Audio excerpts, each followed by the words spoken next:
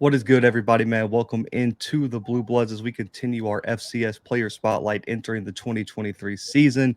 We are joined. This guy might not need an introduction if you watch the show. He was top three on my Buck Buchanan watch list all season long. In my opinion, one of the best cornerbacks in the entire country. My guy, Maxwell Anderson, Weber State defensive back, consensus FCS All-American. In any publication that didn't have this guy first team, needs to watch more film, as I always say on this show. All Big Sky selection, led the Big Sky in both passes defended and interceptions, and was top 10 in the entire country in total interceptions last season. Man, Maxwell, appreciate you hopping on the show, man. Nice to be here. Thank you for having me. Absolutely, man. So I want to go back. A lot of people who might not have seen you come out of high school would know that you not only were you a first team all everything in football, you also were named the league MVP in basketball, a first team all league player as well. Was there ever any consideration to play both sports at the collegiate level? Yeah, definitely when I was younger. But growing up, I always gravitated towards football because my family is a football family. So, but yeah, Hey, definitely when I was young, I love both sports. So, I love him. I watched some of the highlights and it was insane. So I had to ask that. But looking at your recruitment overall, what separated Weber State from some other programs in your recruitment coming out of high school? uh, like the genuineness, if that's a word, I don't even know if that's a word, but Yeah. I felt the family oriented when they came up to me and sent me the offer. I had a home visit with the head coach and who was Coach Hill, and then our recruiting coordinator, who is Coach Q, who is now at Utah. So those are two great guys, still part of my life today. So I just felt genuine with them. Everything they said, they held true. They stuck to their word. So it was a no brainer to follow that train and go to Weber State. When you step in year one, you guys had a lot of new faces in the defensive back room, but also you were thrust directly into playing time due to some injuries and some spots in that secondary that needed to be filled. You saw action in all 14 games as a true freshman. Looking back now, what was your biggest learning experience your first year at the collegiate level? The knowledge of football. I was in high school. I just basically played off athleticism. I didn't know formation, splits. I didn't know none of that. So just being in the film room early on, learning a lot of different things from a lot of players. I just learned the game of football a little bit more. That allowed me to play a little faster as a freshman, and it just continues to grow. So This past season, a lot of people look at as really the breakout year where everyone across the FCS knows now who you are coming into the season, going to be one of the favorites for the Buck Buchanan Award. What clicked this year, man, in terms of just your overall game that allows you to have a consensus All American season for Weber State? I say confidence. Obviously, I always had confidence, but just going into my junior year, this pattern that clicked in my head was like, it's now or never. So I took everything a little more serious. The weight room in the off season, the film in the off season, the film during season, just becoming a complete football player. Uh, Not just on the field, but off the field, and everything started to translate and click for me. So This past off season, you guys go through a coaching change. I've already talked to your head coach, Coach Mickey Mental, man, and I love him as a guy, man. Great interview too, and I've really like his vision for the program. What were some of the challenges for you, man? Because you came in under the previous regime, have been with the same coaches kind of throughout your career. Were there any challenges for you to go through this coaching change this past season? I wouldn't say no challenges. Honestly, obviously is a big deal. Getting a new head coach. Um, but it wasn't no challenge. Coach Mental was there last year. It's just he just got into a bigger position now. He's still the same guy, cool, nice guy, fun to be around. So we got the same coaches as last year. Same, it's the same thing we've been doing. There's nothing really different now. So I wouldn't say it was no challenges coming into this year. I just like how everything is running smoothly. in the age of college football, man, I thought for a coaching change, Weber State did not see as many transfers as a lot of people see throughout coaching changes. Did you ever think to explore the transfer portal, or what was it about Weber State that made it the place for you to finish out your collegiate career? Um, I think Weber State is where I grew up at. I tell people that all the time. It's hard to leave somewhere you grew up. I learned here at Weber State. It's a great place, great community, the people around. Um, it just feels like family, like I said before. So it would be hard to leave here. It wasn't a thought that, oh yeah, I'm gonna go somewhere else because the family oriented people that are here. So you stick to the people who with you your whole life. So Man, I love that, and that kind of talking about that like family that you've developed. Your DB coach Andre Dyson, man, he's done it at the highest level. He's been to the NFL as a defensive back. He's done it at a high level in the collegiate ranks, and he's one of the best young coaches coming up in this coaching circuit. Talk a little bit about how what your relationship is like with Coach Dyson and how he's preparing you to be the next great corner to come out of Weber State. man, that's the guy. Just like you said, he don't need no introduction. Uh, he's done it all. Played in the NFL for a long time. Been in the Super Bowl. Made big plays on the biggest stage. So you don't really have to question what he tells you. He's not gonna steer you wrong. He's a good guy. Only wants the best for you. Our connection is real close, obviously, because I got a desire to be in the NFL. So I'm trying to pick his brain every day. What can I do?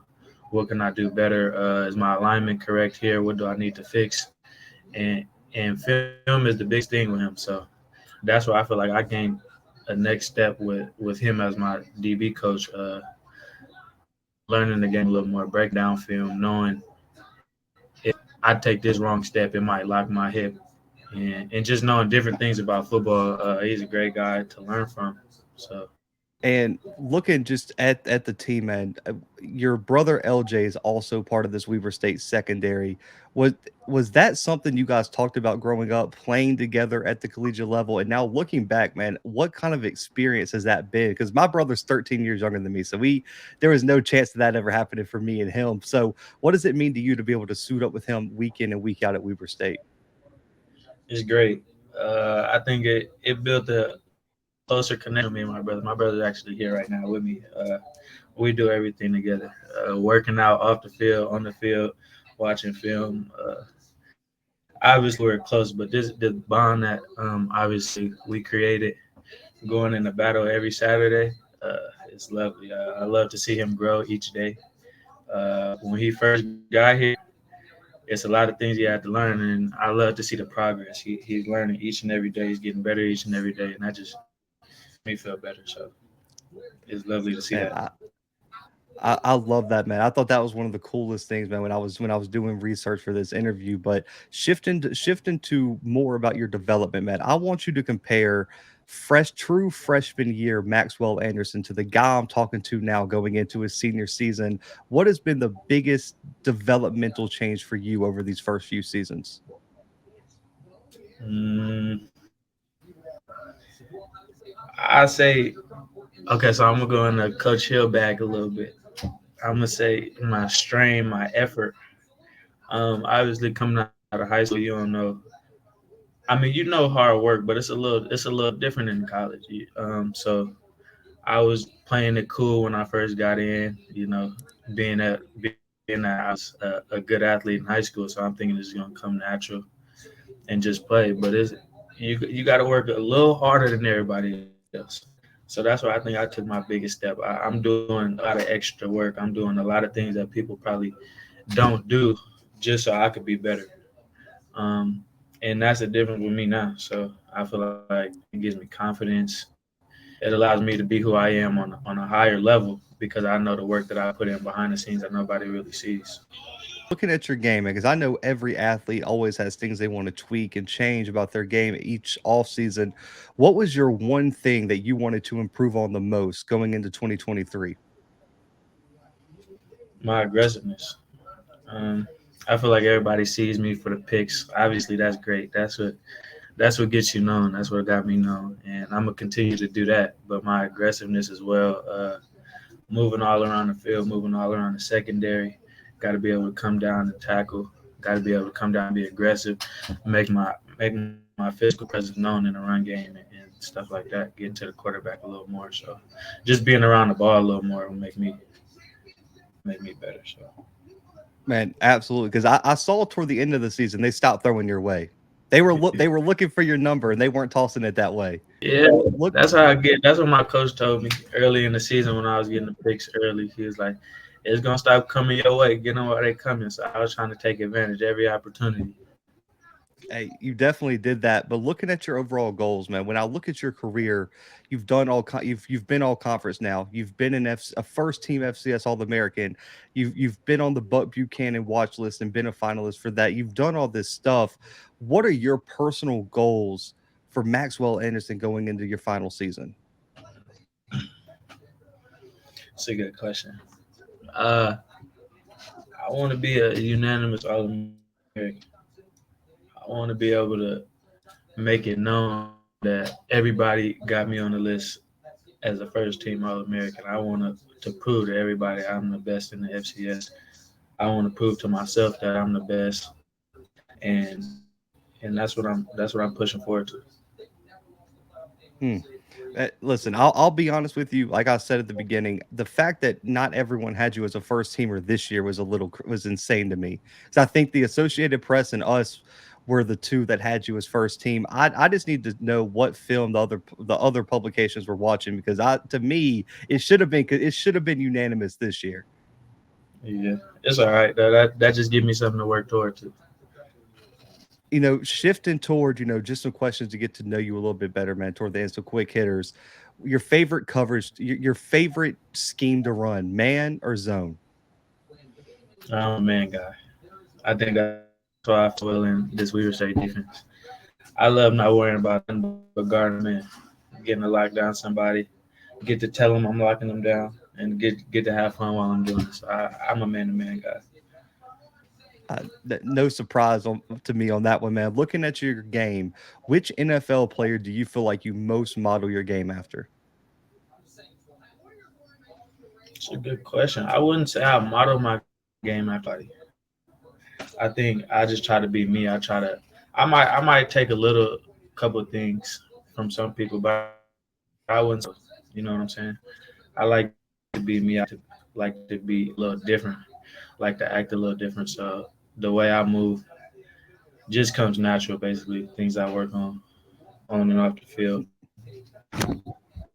That now I like that answer because eventually, man, if everything goes to plan, there's going to be guys at the collegiate level saying they're going to model their game after Maxwell Anderson in the league. So I love the answer that you're just like I'm going to be myself and do my own thing, man. So I'll just be honest with you. Defensive backs get thrown under the bus on this show all the time by the wide receivers. So I got to ask, how big of a trash talker are you during the game in between those white lines?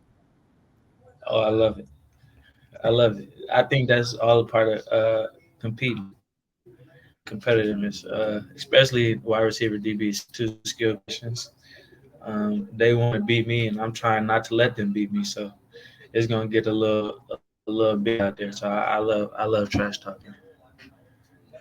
Man, I love it. So I'm sure you know him because you guys played against him. Justin Ford from Montana came on here last year and said that every great DB has to talk trash. He was like, if you're not talking trash, he was like, you got to incorporate it in your game to be an elite defensive back. That means you're a little scared. That's what I feel. If you talk trash and back it up, that mean you're good. I love that comparison. I'm a clip that because that is a very very good point. Because if you're too scared to back it up, then that's a whole nother level. So I got to ask you, man. No, you don't have to give away all your trade secrets, but the number one mistake a wide receiver can make against you in one-on-one coverage.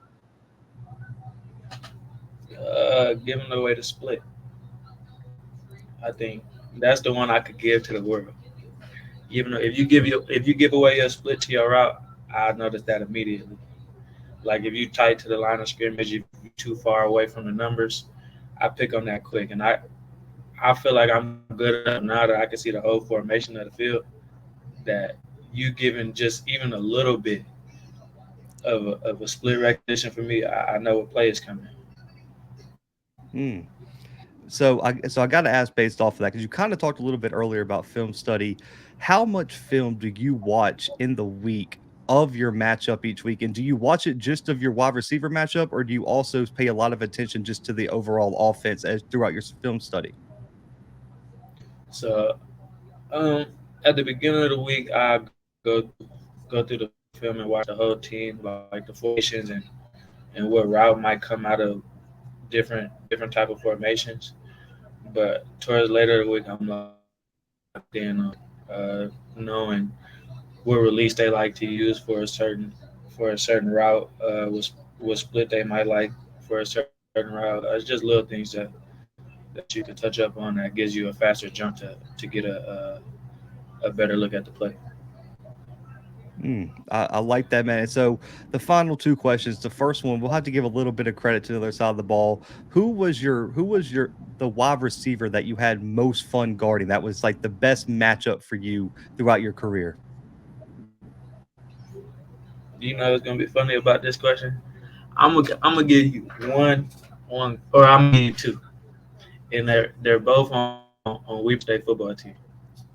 So I'm going through practice every day against Rashid Shaheed and Tyler McPherson. Those are the two that I feel like got me better each and every day. Um, yeah, I couldn't give it to nobody else. Those are the top two that I feel like made me better, and that's going through practice each and every day, one on ones, 7-on-7. I can't argue with that because both of those guys were elite wide receivers. So I do not I completely agree with that answer. But man, the final question. I know the ultimate goal is the NFL. Weber has put defensive backs in the league from this program as well. If an NFL franchise asks you what they're going to get in Maxwell Anderson if they take you in the 2024 NFL draft, man, what do you tell them? The competitor, smart football player, somebody who always wants to learn, somebody who's not complacent. I'm trying to get better every day, so you're getting a person who wants to compete and get better each and every day to try to be the best out there. Man, I love the answer, man. I'm expecting you to be one of the top FCS NFL draft prospects coming out next season, man. But Maxwell, I appreciate your time so much, man. But this is all about player promotion on this platform. So let people know where they can find you on social media, contact you for NIL, man. Any messages, anything you want to say to the people, this time is yours. Follow me on Instagram at bto.uno, bto.uno. And my Twitter is right here at underscore Prince Uno. Um, if you need me, I'm not hard to find. You can get at me. I'll respond. I promise. Hey, guys, this is, in my opinion, the best returning defensive back in the FCS this upcoming season. Going to be one of the top FCS draft prospects coming out next season. But, guys, make sure to go follow Maxwell on all social media platforms. Stay tuned for a huge season for Weber State football, guys. But for Maxwell, myself, and the Blue Bloods, guys, we are out for right now.